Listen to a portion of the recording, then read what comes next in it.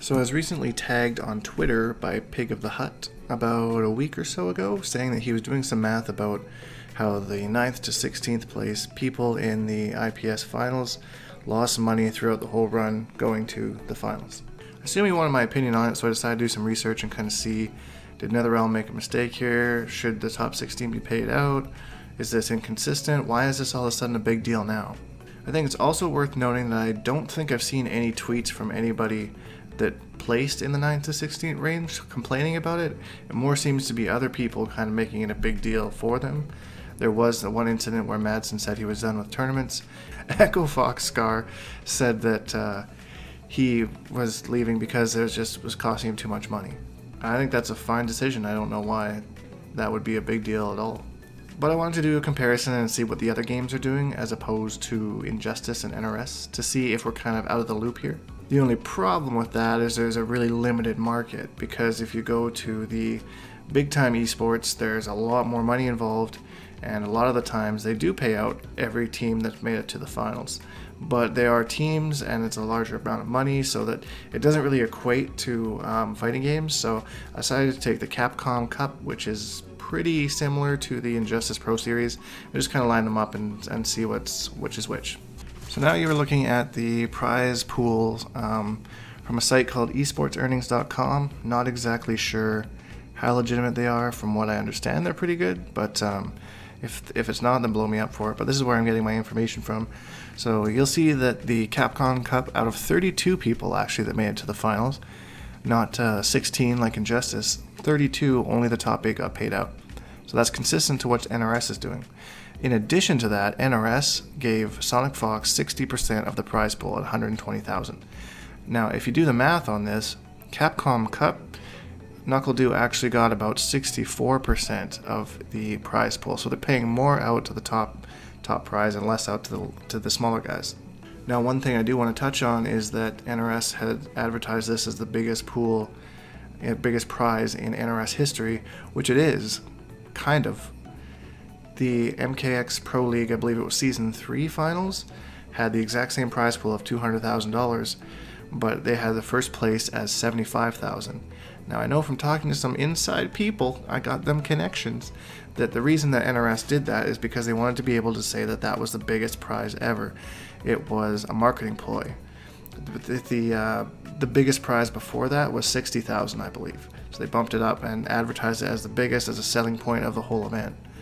And then they did it again for the Injustice Pro Series, which had the exact same prize pool as MKX, but they just changed the payout structure to make it look a lot bigger than it is.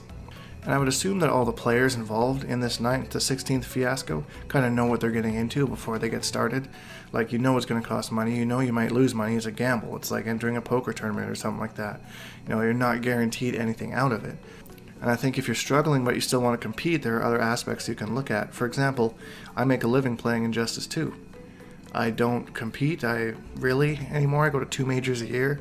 But I make a living playing off it, teaching other people how to play it, making videos, tutorial videos, stuff like that. That's another aspect they can look at. You can just do that right from home, and you get all that exposure. If Sonic Fox went serious with a YouTube channel, I know he has one, but I'm not sure exactly how serious he is with it. If he just went nose deep, he wouldn't even have to compete anymore, because he has that exposure. And that's what all these other guys are getting, that they really should be looking at more, the exposure that they're getting from this experience, not just the fact that they left without any prize money. And again, I'm not saying that they've said this, I'm just saying this is what everyone else is saying and complaining about for them, it seems. But on the flip side of that, I see how it is intriguing and tempting for somebody to go and really hope that they do well. Take White Boy for an example. He went to Combo Breaker, placed top 16, did fairly well. Then his next event was CEO. He went in there, not sponsored, nothing. Won the entire event, won $12,000 of the $20,000 prize pool, and earned himself a sponsor. That just paid for his entire season right there. So I can see why guys would kind of spend the money and kind of make that gamble. In White Boy's case, he didn't really have to spend much because it was like in his home backyard of Florida, which is, the way everything worked out for him was perfect up until the IPS finals, where he went 0-2, didn't get any money. I'm assuming it's not a big deal to him because of how successful the season he had before that. I'm sure he's disappointed, but that's a question for him. And that also brings up the question of seeding.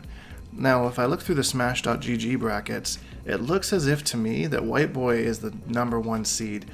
I could be reading that wrong, but by reading every other single tournament bracket that I see, especially ones that I know that Sonic Fox would be the #1 seed, it seems the way his path goes, he always ends up on the top bracket.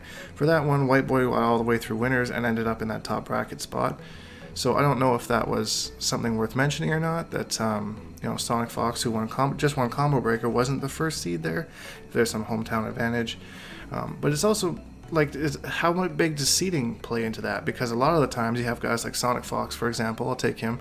In his path to get to top 8 winners at EVO, he played one guy in the top 16. So by having a higher seed, he's avoiding all of the other players, most of the other players. I shouldn't say all of them. When you get down to 16, 32, there's some tough names in there. But looking at placement-wise and just points-wise, I think there was only one person that he played that was actually in the top 16 for points. Hayate, for example, who also got top 8 in the winner's side, had to play 2 guys right out of there to get into there. So he's a lower seed. He's got a tougher bracket. I think that kind of hurts more than it helps in some ways. I do think that that you should get an advantage for winning and being consistent, but I don't exactly know when it starts to hurt and starts to maybe guarantee somebody a placing more often than maybe it should. And I'm not using that to downplay any victories. Once you get to the top 8, it's kind of like, okay, yeah, there's really no easy path once you get to the top 8. So I'm not trying to say that. I'm just trying to say the path on the way there and who you have to play on the way there. Like, if, say, Samij and Sonic Fox had to play earlier in the bracket, and Samij would always get knocked down to losers before they even made it to the top 8, then that might be something that could change the whole course, because maybe there's somebody who can't beat Samij and they somehow make it in. So I don't exactly know how they would change it, but I do think that something kind of needs to be changed to avoid that situation from happening. So was it wrong of NRS to not pay out the top 16 after all the hard work that they did to make it to the finals? No, I don't think it is at all, especially once you look at that amount of money. By the time you're spreading it about 16 people, the bottom is going to be just abysmal anyways, so there's really no point of spreading it out that thin. Just save it for the top 8 who got there, who delivered on the day that was time to deliver, worked through the season, and worked really hard. What I would like to see is them increase the finals to a top 32, the same as Capcom Cup does, because then there's a wider array of people that you'll see in those finals, and more people that are kind of in there. And keep the payout at the top 8, but then you're kind of justifying it a little bit more by spreading it out to 32 people, and it's less of a big deal, I think, and it gives more incentive for outside people to keep continuing to come to tournaments. And if you get closer to that 32nd spot, like, yeah, maybe I can make it in. So I think that would be my suggestion. NRS games aren't at a point right now where you can make a living at it by competing, unless you're a top 3 guy like Sonic Fox, Theo, or Dragon. In addition to their winnings, also have sponsors to pay for a lot of their stuff. I just don't see how you would make a living doing it.